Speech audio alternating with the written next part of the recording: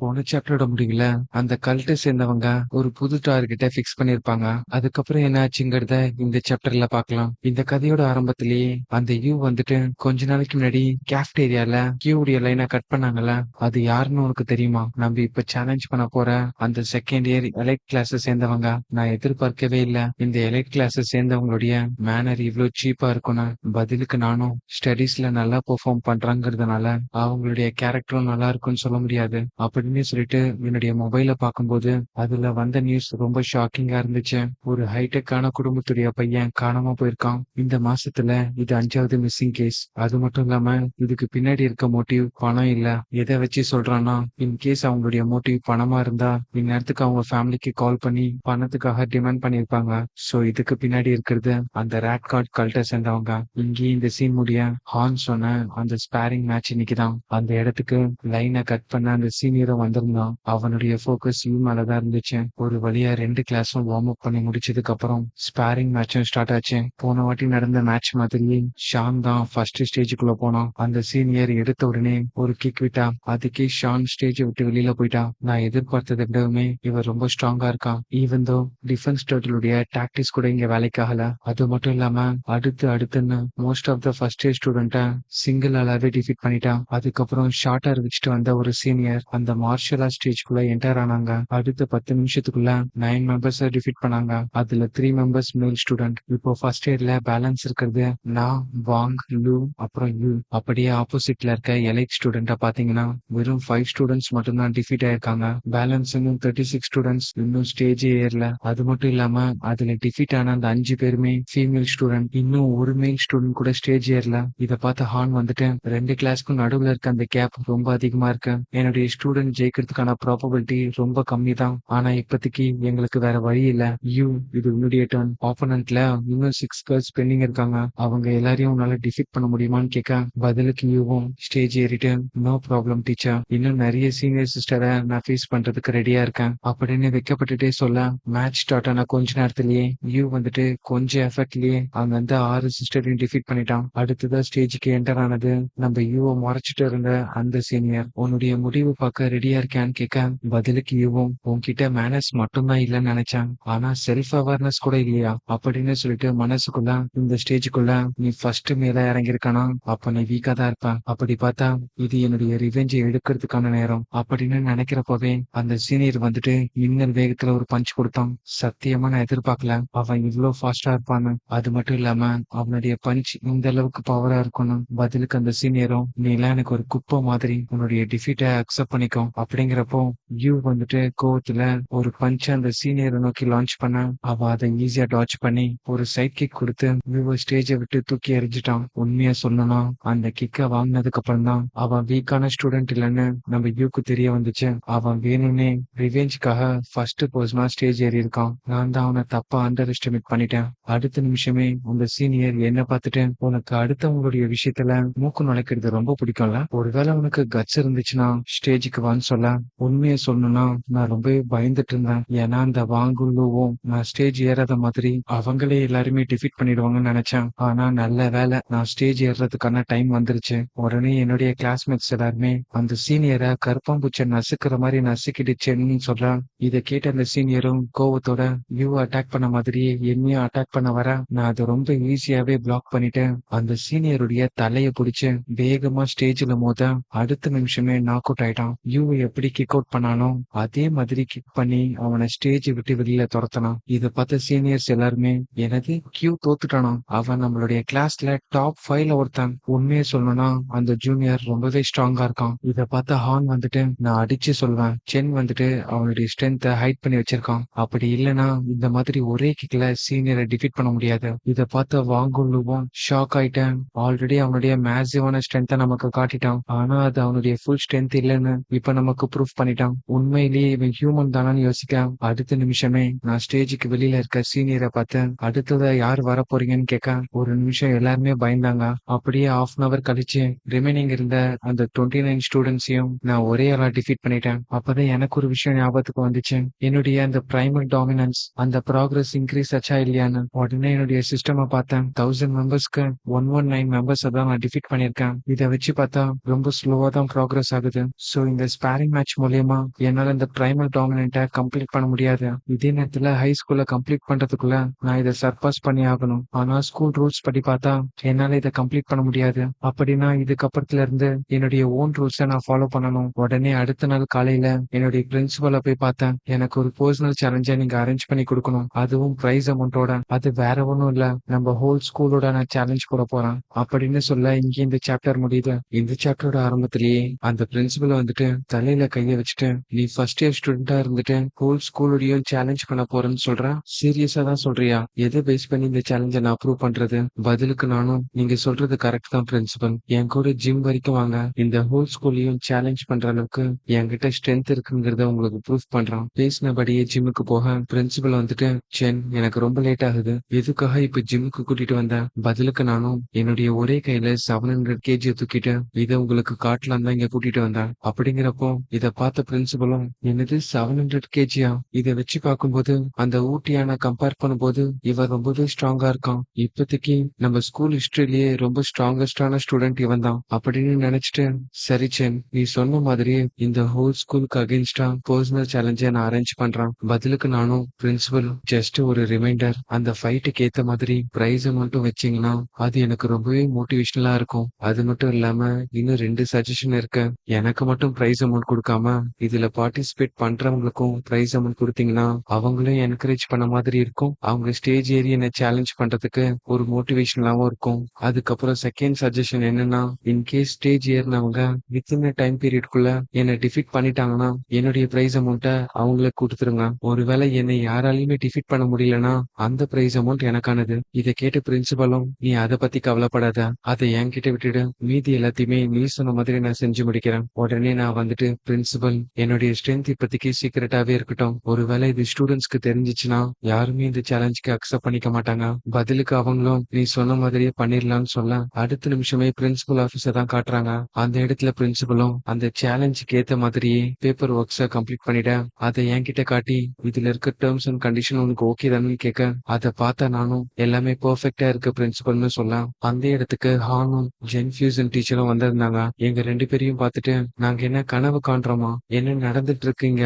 இந்த ஸ்கூலுடைய பிரின்சிபல் எப்பவுமே அக்ரெசிவா இருப்பாங்க, ஆனா இப்போ சைக்கோபாத் மாதிரி சென் முன்னாடி சிரிச்சிட்டு இருக்காங்க அப்படின்னு நினைக்கிறப்போவே இங்க இந்த சீன் முடியுது. மத்தியானம் 2 மணி இருக்கும். அப்போ பிரின்சிபல் ஒரு அனௌன்ஸ்மெண்ட் கொடுத்தாங்க, இப்ப இங்க ஒரு சேலஞ்ச் நடக்க போகுது அப்படின்னு சொல்லிட்டு பக்கத்துல இருக்க என்னை பத்தி பேசிக் இன்ஃபர்மேஷனையும் என்னுடைய அச்சீவ்மெண்ட்டையும் சொல்லிட்டு இந்த சேலஞ்சுக்கான பிரைஸ் அமௌண்ட்டையும் ரூல்ஸையும் எக்ஸ்பிளைன் பண்ணாங்க.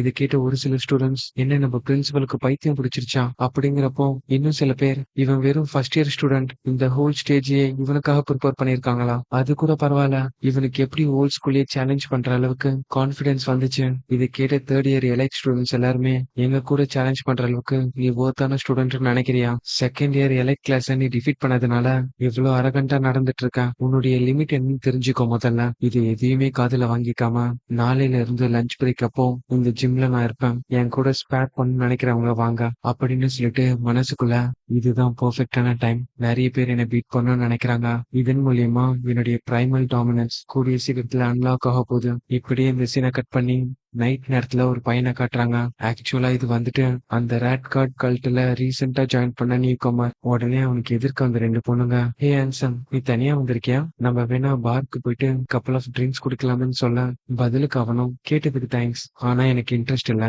ஒழுங்கா என்னுடைய வழியில இருந்து நகர்ந்து போகணும் மிரட்ட. இது கேட்ட அந்த பொண்ணுங்களும் அவனுக்கு ஃபன்னு என்னன்னே தெரியாது போல.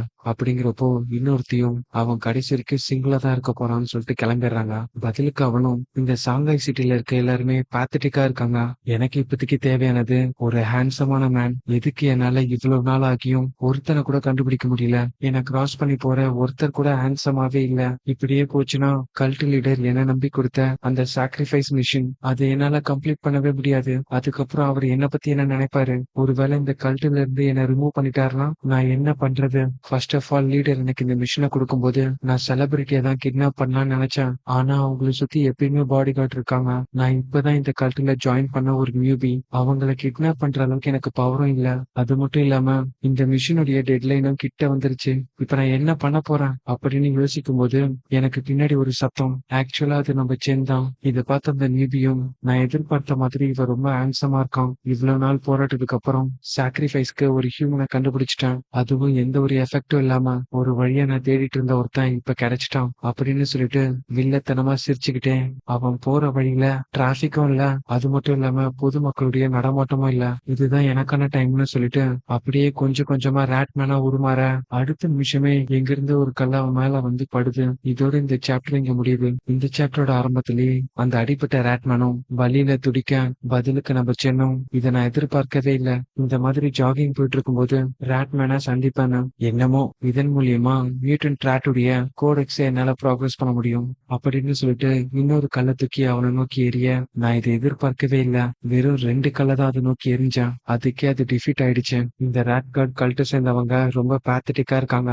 என்னமோ யாராச்சும் இந்த இடத்துக்கு வரத்துக்குள்ள நான் இதோடைய லைஃப் லெசன்ஸ் அப்சர்வ் பண்ணணும். உடனே சிஸ்டம்லயும் ஜெயின் ராட்டுடைய கோடெக்ஸ் 8% காட்டுச்சு. அப்படி பார்த்தனா வெறும் 1% தான் இந்த ரேட்மேன் மூலியமா எனக்கு கிடைச்சிருக்க. இதை வச்சு மட்டுமே ரேட்மேன் எல்லாருமே வீக்கா இருப்பாங்கன்னு சொல்ல முடியாது. சில பேர் நான் எதிர்பார்க்கறதை விடவுமே ரொம்ப ஸ்ட்ராங்கா இருக்கிறதுக்கும் வாய்ப்பு இருக்கு. ஏன்னா டிவில பார்த்த அந்த மியூட்டன்ட் ராட் அதனுடைய உடம்புக்குள்ள கன் ஃபயரே என்டர் ஆகல. இதுக்கு மேல நான் இங்க இருக்கிறது சரியா இருக்காது. நாங்க இருந்து கிளம்பிட அடுத்த நாள் காலையில ஒரு நியூஸ பார்த்தேன். நேத்து நைட்டு ஒரு 3 மணிக்கு பப்ளிக் செக்யூரிட்டி ஹெட் குவார்டர்ஸோட சாங்காய் யூனிவர்சிட்டியை சேர்ந்தவங்களும் ஜாயின் பண்ணி அந்த ரேட் கார்ட் கல்ட்டை சேர்ந்தவங்கள மொத்தமாவே வைப் அவுட் பண்ணிட்டாங்க. அதுல மெயின் ரோல் பிளே பண்ணது சாங்காய் யூனிவர்சிட்டியுடைய முன்னாள் ஸ்டூடெண்ட் ஊட்டியான். ஆக்சுவலா இவர் வந்துட்டு ஒரு அட்வான்ஸ் பயாலஜிக்கல் லெவல் ஜென்ஃபியூசர். நேத்து அந்த ராட் கிங்கோட நேருக்கு நேர் சண்டை போட்டு அவருடைய ஃபெதரை ஆயுதமா யூட்டிலைஸ் பண்ணி அடுத்த 30 செகண்ட்ஸ்ல அந்த ராட் கிங்கை டிஃபீட் பண்ணிருக்காரு. இந்த நியூஸை பார்த்ததுக்கு அப்புறம் தான் அட்வான்ஸ் லெவலுடைய பவர் என்னன்னு புரிஞ்சுக்கிட்டேன். இதே நேரத்துல இன்னொரு பில்டிங்க காட்டுறாங்க. அந்த இடத்துல இருந்த ஒரு பர்சன் ஊட்டியான் ப்ரொஃபசர் கிட்ட இருந்து ஏதாச்சும் இன்ஃபர்மேஷன் வந்துச்சான்னு கேட்க பதிலுக்கு அவனும் 36th சைட்ல கலவரத்தை கண்ட்ரோல் பண்றதுக்காக போன டீம் இன்னும் வரல. நல்ல வேலையா அந்த இடம் ஸ்டேபிளா இருந்ததுனால அந்த லிட்டில் ஃப்ரையா என்னால ஈஸியா டிஃபீட் பண்ண முடிஞ்சு. இதை கேட்ட அவனும் எனது லிட்டில் ஃப்ரையா இந்த சாங்காய் சிட்டியுடைய ஹெட் குவார்டர்ஸையே ஸ்டன் ஆக வச்சதுதான் அந்த ராட் கிங். உன்னை பொறுத்த வரைக்கும் அவன் ஸ்மால் ஃப்ரையா தான் இருப்பான். ஏன்னா நீ அட்வான்ஸ் லெவல் ஜென்ஃபியூசர். சரி அதெல்லாம் இருக்கட்டும். நம்ம ஆல்ரெடி இந்த இடத்துல இருக்கிறதுனால ஏன் நம்மளுடைய பழைய ஸ்கூலுக்கு போக கூடாது? அங்க போய் ஸ்பீச் கொடுக்கலாம்ல.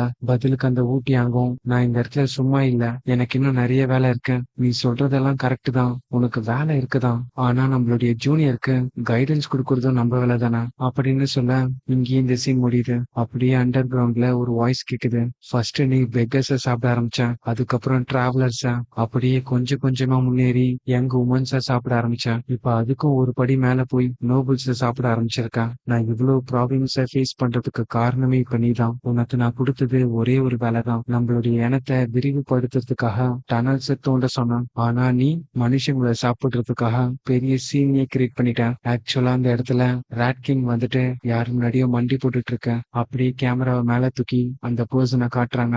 அங்க பச்சை கலர்ல காப்ளின் மாதிரி ஒருத்தர் இருக்கான். இவன் தான் அந்த ராட் கிங்குடைய லீடர் போல.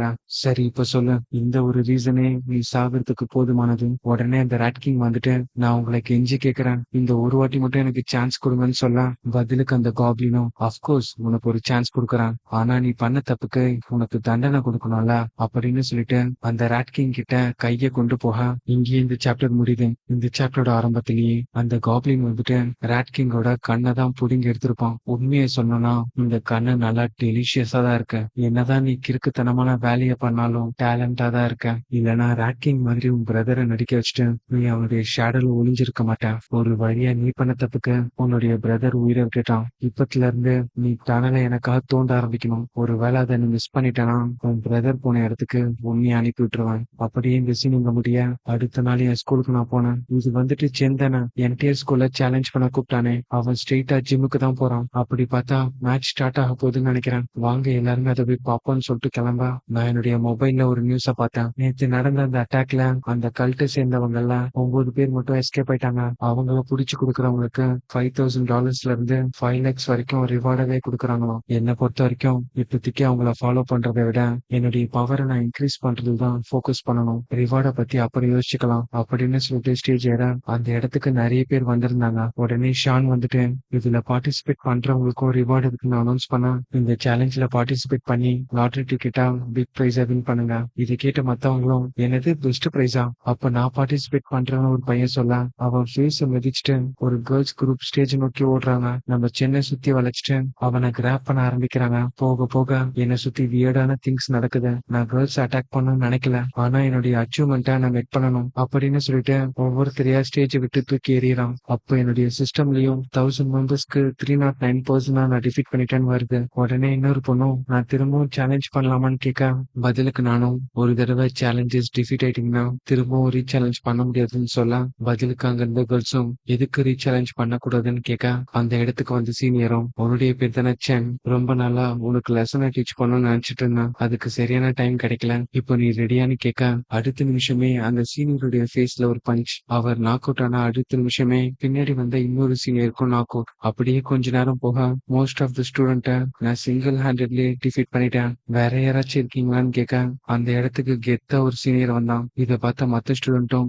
இது வந்துட்டு யான் தானே செகண்ட் இயர்லயே டாப் ஸ்டூடெண்ட், இவங்க 2 பேர்ல யார் ஜெயிக்க போறாங்கன்னு கேட்க, கண்டிப்பா அது யானா தான் இருக்கும், ஏன்னா செகண்ட் இயர்லயே அவன் டாப் ஸ்டூடெண்ட். அந்த யான் ஃபர்ஸ்ட் இயர் படிக்கும்போது ஒரு கிளாஸையே தனியாலா டிஃபீட் பண்ணான், அதுவும் அவனுடைய சீனியர் கிளாஸ் கூட மோதி. ஸ்டேஜுக்கு வந்த சீனியரும் ஒரு டைம் ஆஃப் பீரியட்ல நானும் உன்ன மாதிரி தான் அரகண்டா இருந்தேன், ஆனா அடி வாங்கினதுக்கு அப்புறம் தான் ரியலைஸ் பண்ணேன் நம்மள விடவும் ஸ்ட்ராங்கான ஸ்டூடெண்ட்ஸ் இருப்பாங்கன்னு. இன்னைக்கு லைஃப்லயே ஃபர்ஸ்ட் லெசனா நான் டீச் பண்றேன் எப்படி ஹம்பிளா நடந்துக்கணும்னு. நான் பண்ண அதே தப்ப நீ பண்ணக்கூடாதுன்னு நினைக்கிறேன். இதை வெறும் வார்த்தையில சொன்னா நீ லேர்ன் பண்ணிக்க மாட்டேன், அதனால இந்த மேட்ச்ல உன்னை டிஃபீட் பண்ணி நீ லாஸ் ஆனதுக்கு அப்புறம் உனக்கு எல்லாத்தையுமே சொல்லி தரேன். ஆனா அது எதையுமே நான் காதுல வாங்கிக்காம டீச்சர் ஆரம்பிக்கலாமான்னு கேட்க, பதிலுக்கு அவரும் ஸ்டார்ட்னு சொல்ல அந்த சீனியர் மின்னல் வேகத்துல என்ன அட்டாக் பண்ண வந்தான். அதை டாச் பண்ணி அவருடைய ஃபேஸ்லயே ஒரு கிக் வைக்க ஸ்டேஜுக்கு வெளியில போய் மண்ணை கவ்வுனாரு. இதை பார்த்து அங்க இருந்த ஸ்டூடெண்ட்ஸ் எல்லாருமே ஷாக் ஆக அந்த இடத்துக்கு கிளாப் பண்ணிட்டு ஒரு சீனியர் வந்தான். இந்த ஹோல் ஸ்கூல்ல இருக்க டாப் ஸ்டூடெண்ட்டுமே உன்னை சேலஞ்ச் பண்றதுக்காக இந்த இடத்துக்கு வந்திருக்காங்க. இதை பார்த்த உடனே நான் கண்டுபிடிச்சிட்டேன், இந்த ஹோல் ஸ்கூல்ல இருக்க செகண்ட் இயர் நான் டிஃபீட் பண்ணதுனால தேர்ட் இயர் சேர்ந்த டாப் ஸ்டூடெண்ட் இந்த இடத்துக்கு வந்திருக்காங்க. உடனே அந்த சீனியர் வந்துட்டு ஸ்டேஜுக்குள்ள ஜம்ப் பண்ணிட்டு இந்த ஷா வந்துட்டு உன்ன மாதிரி குழந்தை பையன் கிட்ட தோத்துருவேன்னு நினைச்சியா, பதிலுக்கு நானும் டீச்சர் ஆரம்பிக்கலாமான்னு கேட்க, உனக்கு எவ்வளவு திமிரு இருக்கணும், முதல்ல எனக்கு பேச விடு அப்படிங்கிறப்போ டீச்சரும் மேட்சை ஸ்டார்ட் பண்ணிட, நான் சொல்றதை கேட்க கூட உனக்கு டைம் இல்லைல்ல அப்படின்னு சொல்லிட்டு மின்னல் வேகத்துல அட்டாக் பண்ண வர, பதிலுக்கு சென்னும் அந்த அட்டாக்கை பிளாக் பண்ணிட்டேன். அப்படியே அந்த சீனியரை தூக்கி எறிஞ்சிடறான். தப்பா எடுத்துக்காதீங்க, எனக்கு நிறைய டைம் இல்ல, இது அங்க இருந்தா யாருமே எதிர்பார்க்கல. எல்லாரும் ஷாக்கா நிக்கிற இந்த நேரத்துல அந்த கூட்டத்துல இருக்க ஒரு பையனை பார்த்துட்டு, ஏய் நீ இன்னும் ஸ்டேஜுக்கு வரல அப்படிங்கிறப்போ பதிலுக்கு அந்த பையனும் ஸ்டேஜ் ஏறிட்டு உங்களை சேலஞ்ச் பண்றவங்களுக்கு லாட்டரி டிக்கெட் தரேன்னு சொன்னாங்க, அதுக்காக மட்டும்தான் ஜாயின் பண்ணேன், ப்ளீஸ் பார்த்து சண்டை போடுங்கன்னு சொல்ல, பதிலுக்கு நானும் கண்டிப்பான்னு சொல்லிட்டு ஒரு மைனிட்டான பஞ்ச் கொடுத்து அவனை ஸ்டேஜை விட்டு தள்ளி விட்டேன். இதை பார்த்த மத்த ஸ்டூடெண்ட்டும் இந்த மாதிரி ஸ்ட்ராங்கஸ்டான ஸ்டூடெண்ட் கிட்ட டிஃபீட் ஆகுறது எம்பாரசிங்கான விஷயம் இல்ல அப்படின்னு சொல்லிட்டு அந்த ரிவார்டுக்காக டிஃபீட் ஆயிடுவோம்னு தெரிஞ்சும் என் கூட சண்டை போட நிறைய பேர் வந்தாங்க. அவங்க எல்லாருமே டிஃபீட் பண்ண பைனலா என்னுடைய சிஸ்டம்ல 1000 ஆப்போனண்ட்டை டிஃபீட் பண்ணதுனால சர்வைவல் ஆஃப் ஃபிட்டஸ்ட்ங்கிற அந்த அச்சீவ்மெண்ட்டை அன்லாக் பண்ண. இதோட இந்த சாப்டரும் இங்க முடியுது. அடுத்த சாப்டரோட ஆரம்பத்திலேயே என்னோட சிஸ்டம்ல நீங்க பிரைமரி டாமினன்ஸ் அப்ளைன் பண்ணிட்டீங்க, இதன் மூலியமா நீங்க அதர் லிவிங் பீயிங்க டீல் பண்ணும்போது அதுக்கான டேமேஜ் இன்க்ரீஸ் ஆகும். உடனே நான் வந்துட்டேன் இது ரொம்ப ஸ்ட்ரெயிட் ஃபார்வர்டா இருக்கு, ஆனா எவ்வளவு பெர்சன்டேஜ் டேமேஜ் கொடுப்பாங்கிறத இதுல மென்ஷன் பண்ணல, எப்படி இருந்தாலும் இது எனக்கு யூஸ்ஃபுல்லா தான் இருக்க போகுது அப்படின்னு சொல்லிட்டு உடனே ஸ்டேஜை விட்டு இறங்கிட்டேன். சேலஞ்ச் முடிஞ்சிருச்சு, எல்லாருமே திரும்ப போலாம்னு சொல்ல, பதிலுக்கு மத்தவங்களும் இன்னும் கொஞ்ச நேரம் மேட்சை பார்க்கலாம்னு நினைச்சோம் அப்படின்னு சொல்ல, நான் ஷானை கூட்டிட்டு அந்த இடத்துல இருந்து கிளம்ப ஆரம்பிச்சிட்டேன். அப்படியே கிளாஸ் முடிய நான் பிரின்சிபலுடைய ஆபீஸ்ல தான் இருந்தேன். உடனே அவங்க வந்துட்டு கங்க்ராச்சுலேஷன் சென், எப்படியோ நீ மேனேஜ் பண்ணி ஃபர்ஸ்ட் பிளேஸ்க்கான டைட்டில் அப்ளைன் பண்ணிட்டேன், அது மட்டும் இல்ல தேர்ட் இயரை சேர்ந்தவங்களை ஈஸியா டிஃபீட் பண்ணிருக்கேன், நான் அடிச்சு சொல்லுவேன் உன்னுடைய ட்ரூ ஸ்ட்ரென்த்தை நீ ஹைட் பண்ணி வச்சிருக்கேன், நான் சொல்றது உண்மை தானே அப்படிங்கிறப்போ ரொம்பலாம் இல்ல பிரின்சிபல் கொஞ்சமா அப்படின்னு சொல்ல, பதிலுக்கு அவங்களும் கொஞ்ச நாளைக்கு முன்னாடிதான் நீ டிஃபீட் பண்ண அந்த தேர்ட் இயர் சீனியர் கயோட்டோ யூனிவர்சிட்டியில அவனுடைய ஸ்ட்ரென்த்தை ப்ரூவ் பண்றதுக்காக 690 கிலோ பார்ல சிங்கிள் ஹேண்ட்ல தூக்கணும், இதெல்லாம் வச்சு பார்க்கும்போது உன்னால 800 கிலோ வரைக்கும் ஈஸியா தூக்க முடியும் அப்படின்னு சொல்ல, பதிலுக்கு நானும் நீங்க கரெக்டா தான் கெஸ் பண்ணிருக்கீங்க பிரின்சிபல், என்னால 795 கிலோ வரைக்கும் ஈஸியா தூக்க முடியும் அப்படின்னு சொல்லிட்டு மனசுக்குள்ள என்னுடைய ட்ரூ ஸ்ட்ரென்த்தை யார்கிட்டையும் காட்டாம இருக்கிறது தான் நல்லது. இதை கேட்ட பிரின்சிபலும் என்னுடைய மெஷர்மெண்ட் மூமெண்ட் எப்பவுமே தப்பா போனதில்ல. அப்படிங்கிறப்போ உடனே நான் வந்துட்டு இப்ப நடந்த அந்த சேலஞ்சுக்கான பிரைஸ் அமௌண்ட் $8,810 அது எப்போ என்னுடைய அக்கௌண்ட்டுக்கு டிரான்ஸ்ஃபர் பண்ணுவீங்கன்னு கேட்க, உடனே என்னுடைய பிரின்சிபல் இப்பவே அனுப்புறேன்னு சொல்லிட்டு ஜிபே மூலியமா சென்ட் பண்ண. பதிலுக்கு நானும் இன்னொரு ரிக்வெஸ்ட் வச்சேன். எனக்கும் ஷானுக்கும் ஸ்விம்மிங்னா ரொம்ப பிடிக்கும். அதனால ஜிம்ல இருக்க அந்த ஸ்விம்மிங் பூலை நாங்க யூட்டிலைஸ் பண்ணிக்கலாமான்னு கேட்க, ஆனா நாங்க யூஸ் பண்ணும்போது அந்த ஸ்விம்மிங் பூல் க்ளோஸ்ல இருக்கும். மத்த யாரும் அந்த இடத்துக்குள்ள என்டர் ஆகக்கூடாது. உடனே பிரின்சிபலும் கொஞ்சம் கூட யோசிக்காம நீங்க யூஸ் பண்ணிக்கலாம்னு சொல்லிட்டாங்க. உடனே நான் வந்துட்டு எனக்கு இன்னொரு ரிக்வெஸ்டும் இருக்கு. நான் ஸ்விம் வேர் போட்டுட்டு இருக்கும்போது மத்தவங்க என்ன வாட்ச் பண்றது எனக்கு சுத்தமா பிடிக்காது. அதனால அங்க இருக்க எல்லா கேமராவும் கவர் பண்ண முடியுமா அப்படிங்கிறப்போ அந்த பிரின்சிபலும் யோசிச்சு பார்த்துட்டு நீ கேட்ட ரிக்வெஸ்ட நான் அக்செப்ட் பண்ணிக்கிறேன். அந்த பிரைவேட் பூலுக்கான கீயை லாக்கர்ல இருந்து எடுத்து கொடுத்தாங்க. அப்படியே பிரின்சிபல் ரூம்ல இருந்து நாங்க 2 பேரும் வெளியில வர என்னோட மனசுக்குள்ள ஓடிட்டு இருந்தது ஒரே விஷயம் தான். அடுத்ததா என்னுடைய ஃபோக்கஸ் ஷானுடைய சூப்பர் பவர் என்னன்னு ஐடென்டிஃபை பண்ணணும். உடனே அவ வந்துட்டு எனக்கு ஒரு விஷயத்துல ஹெல்ப் பண்ணுவியான்னு கேட்க, பதிலுக்கு நானும் என்னன்னு சொல்லு, கண்டிப்பா பண்றேன் அப்படிங்கிறப்போ நான் ஒரு சிங்கிங் கான்டெஸ்ட்ல சைன் அப் பண்ணிட்டேன். சோலோவா நான் நல்லாவே பெர்ஃபார்ம் பண்றேன். ஆனா கோரஸ் பாட்டுல யார் கூடயாச்சும் ரிஹர்சல் பண்ணி பார்க்கணும். இன்னைக்கு நைட் ரிஹர்சல் பார்க்க என் கூட வரியான்னு கேட்க, நான் சரின்னு சொன்னதும் அவ சந்தோஷத்துல அங்கிருந்து கிளம்பிட்டா. இதன் மூலியமா அவளுடைய கான்பிடன்ஸ் அதிகமாகும். அப்படியே நைட் ஆகிட்ட நாங்க 2 பேருமே கோரஸா பிராக்டிஸ் பண்ணோம். உடனே ரூம்க்கு வெளியில இருந்த ஷானுடைய அப்பாவும் ஹனி கிட்ஸ் இப்போ grown up ஆயிட்டாங்க. உனக்கு தோணலையா இது ரொம்ப இன்அப்ரோப்ரியேட்டா இருக்கு, ஒரு பொண்ணும் பையனும் தனியா ஒரு ரூம்ல இருக்காங்க? பதிலுக்கு ஷானுடைய அம்மாவும் அவங்க சின்ன வயசுல இருந்தே சைல்ட்ஹுட் ஃப்ரெண்ட்ஸ், இதுக்கு நடுவுல நீங்க வராதீங்கன்னு சொல்ல இது எல்லாத்தையுமே ரூம்ல இருந்து கேட்டுச்சேன்னும் ஷான் நம்ம ½ மேல ரிஹர்சல் பண்ணிட்டு இருக்கோம். சோ இப்ப நான் கிளம்புறேன். நாளைக்கு ஸ்கூல் முடிஞ்சதுக்கு அப்புறம் ஸ்விம்மிங் பூல்ல பிராக்டிஸ் பண்ணலாம். உன்னுடைய ஸ்விம் சூட்டை எடுத்துட்டு வர மறந்துடாத அப்படின்னு சொல்லிட்டு அங்க இருந்து கிளம்ப. உடனே ஷான் வந்துட்டு வார்ட்ரோபை ஓபன் பண்ணி எந்த ஸ்விம் சூட்டை போடலான்னு யோசிக்க, அவகிட்ட இருந்தது 2 ஸ்விம் சூட். அதுல ஆல்ரெடி ஒன்னு போட்டுட்டா, மீதி இருக்க ஒன்ன பாத்துக்க. இதை போட்டுட்டு எப்படி ஸ்விம்மிங் பூல் போறதுன்னு யோசிக்க, அந்த இடத்துல சென்னை தவிர்த்து வேற யாரும் இருக்க போறது இல்ல அப்படின்னு சொல்லிட்டு பேக்ல எடுத்து வச்சுக்கிறான். அடுத்த நாள் ஸ்கூல் முடிஞ்சதுக்கு அப்புறம் என்னுடைய ஸ்விம் வியரோட ஷானுக்காக ஸ்விம்மிங் பூல்ல வெயிட் பண்ணிட்டு இருந்தேன். அவ வர்றதுக்கு லேட் ஆனதுனால அங்க இருக்க கேமரா எல்லாமே கவர் இருக்கான்னு செக் பண்ணேன். இதே நேரத்துல ஷான் அந்த இடத்துக்கு ஓடி வரேன். சாரி சென், உன்னை ரொம்பவே வெயிட் பண்ண வச்சுட்டேன். பதிலுக்கு நானும் அதெல்லாம் ஒரு பிரச்சனையும் இல்ல, நம்ம ட்ரைனிங்கை ஸ்டார்ட் பண்ணலாமான்னு கேட்க, நாங்க 2 பேரும் ஸ்விம்மிங் பூல்ல ட்ரைனிங் எடுக்க ஆரம்பிச்சோம். கொஞ்ச நேரத்திலேயே ஷான் வந்துட்டு சைகையில நம்ம மேல போலாமான்னு கேட்க 2 பேருமே வேகமா மேல போனோம். உடனே ஷான் வந்துட்டு என்கிட்ட ஒரு விஷயத்த சொன்னான். இந்த வாட்டர் வந்துட்டு என்னுடைய உடம்ப ஊடுருவி போகுது அப்படின்னு சொல்லிட்டு அவ கையில கொஞ்சம் தண்ணி எடுத்தா. அது ஆக்சுவலா அந்த கேப் வழியா கீழே போகாம அவ கைக்குள்ள ஊடுருவி கீழே போச்சு. இதை ரொம்ப ஆச்சரியமா நான் பார்க்க இங்கே இந்த சாப்டர் முடியுது. அடுத்தடுத்த சாப்டர் பாக்குறதுக்கு இந்த வீடியோக்கு ஒரு லைக்கை போட்டு நம்ம சேனலை சப்ஸ்கிரைப் பண்ணிக்கோங்க. அடுத்த சாப்டர்ல உங்களை சந்திக்கிறேன்.